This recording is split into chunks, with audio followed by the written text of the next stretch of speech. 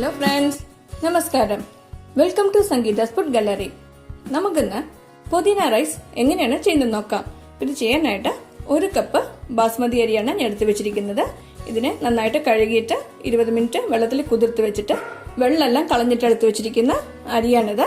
ഇനി ഇതിലേക്കായിട്ട് 1 കപ്പ് പുതിന ഞാൻ ക്ലീൻ ചെയ്ത് എടുത്തു വെച്ചിട്ടുണ്ട്. ഒരു മിക്സിയുടെ ജാർ എടുത്ത് വെച്ചിട്ടുണ്ട്. ഇതിലേക്ക് നമ്മൾ ക്ലീൻ ചെയ്ത് വെച്ചിരിക്കുന്ന പുതിന ചേർത്ത് കൊടുക്കാം. ഇനി ഇതിലേക്ക് 3 പച്ചമുളക് കൂടെ ചേർത്ത് കൊടുക്കണ്ട. നമ്മൾ എരിവിനായിട്ട് ഇതിനെ പച്ചമുളക് മാത്രമേ ചേർക്കുന്നുള്ളൂ. അതുകൊണ്ട് നിങ്ങൾക്ക് എത്ര എരിവ് ആവശ്യമുണ്ടോ അതിനനുസരിച്ച് പച്ചമുളക് ചേർത്ത് കൊടുക്കണം.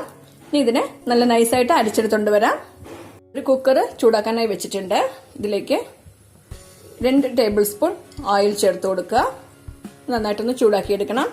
ഓയിൽ നന്നായിട്ട് ചൂടായി കഴിഞ്ഞു. ഇതിലേക്ക് ഒരു തുണ്ട് പട്ട ചേർത്ത് കൊടുക്കാം, 2 ഗ്രാമ്പൂ, 2 ഏലക്കായ, 1 ബിരിയാണി ഇല, ഇതൊക്കെ ചേർത്ത് കൊടുത്തിട്ട് നന്നായിട്ടൊന്ന് ചൂടാക്കിയെടുക്കണം. ഇതൊക്കെ നന്നായി ചൂടായി കഴിഞ്ഞു. ഇതിലേക്ക് ഒരു സവാള നീളത്തിൽ അരിഞ്ഞു വെച്ചിട്ടുണ്ട്. ഇത് ചേർത്ത് കൊടുക്കാം. നന്നായിട്ടൊന്ന് വഴറ്റി കൊടുക്കുക. ഈ സവാളയൊക്കെ നന്നായിട്ട് വഴണ്ടു കഴിഞ്ഞു. ഇനി ഇതിലേക്ക് 2 ടീസ്പൂൺ ഇഞ്ചി വെളുത്തുള്ളി പേസ്റ്റ് ചേർത്ത് കൊടുക്കാം.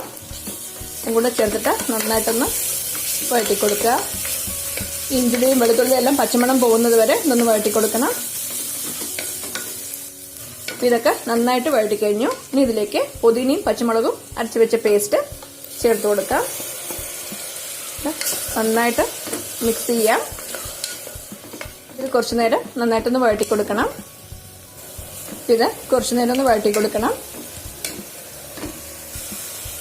ഞാൻ ഇതിലേക്ക് ഒരു 1/2 കപ്പ് പട്ടാണി ചേർത്ത് കൊടുക്കുന്നുണ്ട്.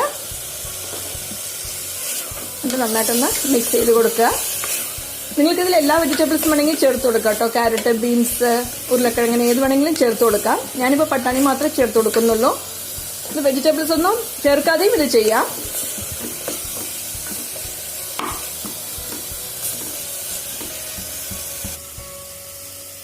ഇതിലേക്ക് നമുക്ക് വെള്ളം ചേർത്ത് കൊടുക്കാം. ഞാൻ 1 കപ്പ് ബാസ്മതി അരിയാണ് എടുത്തിരിക്കുന്നത്. ഇതിലേക്ക് 1.5 കപ്പ് വെള്ളം ചേർത്ത് കൊടുക്കണം.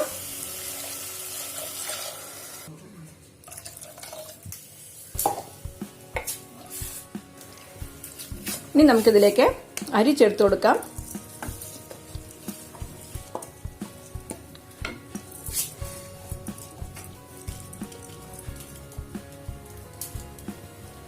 ഇതൊന്ന് മിക്സ് ചെയ്ത് കൊടുക്കുക.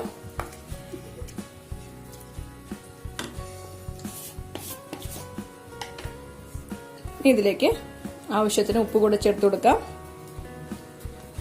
ഇതും കൂടെ നന്നായിട്ടൊന്ന് മിക്സ് ചെയ്ത് കൊടുക്കുക. നിങ്ങൾക്കിത് സാധാരണ ചോറ് വെക്കുന്ന അരിയിലും ഇത് ചെയ്യാം കേട്ടോ. ബാസ്മതി അരി തന്നെ വേണമെന്ന് നിർബന്ധമില്ല. പക്ഷെ ബിരിയാണി അരിയിൽ ചെയ്യുമ്പോൾ ഇത് കൂടുതൽ ടേസ്റ്റ് ആയിരിക്കും. ഇതൊക്കെ നന്നായിട്ട് മിക്സ് ചെയ്ത് കഴിഞ്ഞു. ഇനി ഇത് അടച്ചു വെച്ചിട്ട് ഒരു വിസിൽ വെച്ചിട്ട് ഞാൻ ഒന്ന് വേവിച്ചെടുക്കണ്ടേ. ഇനി നമുക്ക് കുക്കർ ക്ലോസ് ചെയ്ത് കൊടുക്കാം. ഇപ്പോൾ കുക്കർ ക്ലോസ് ചെയ്തിട്ട് വെയിറ്റ് ഇട്ട് കൊടുത്തിട്ടുണ്ട്. ഇനി നമുക്ക് ഒരു വിസിൽ വെച്ച ശേഷം എങ്ങനെയുണ്ടെന്ന് നോക്കാം. ഇപ്പോൾ കുക്കറിൽ പ്രഷറൊക്കെ പോയിട്ടുണ്ട്. നമുക്കിനെ ഓപ്പൺ ചെയ്ത് നോക്കാം.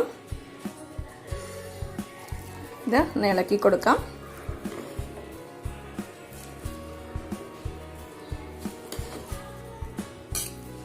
ഇപ്പൊ കണ്ടില്ലേ, നമ്മുടെ റൈസൊക്കെ കറക്റ്റായിട്ട് പാകത്തിന് വെന്തിട്ടുണ്ട്. ഇത് വളരെ എളുപ്പത്തിൽ തന്നെ ചെയ്യാൻ പറ്റുന്ന ഒരു റെസിപ്പിയാണ്. ഇത് ഓണിയൻ റൈസിന്റെ കൂടെ കഴിക്കാൻ വളരെ നല്ല കോമ്പിനേഷനാണ്. നിങ്ങൾ എല്ലാവരും ഈ റെസിപ്പി ട്രൈ ചെയ്ത് നോക്കണം. ഇഷ്ടമായെങ്കിൽ ലൈക്ക് ചെയ്യാനും ഷെയർ ചെയ്യാനും സബ്സ്ക്രൈബ് ചെയ്യാനും മറക്കരുത്. നിങ്ങളുടെ ഫീഡ്ബാക്ക് അറിയിക്കുകയും വേണം. Thanks for watching.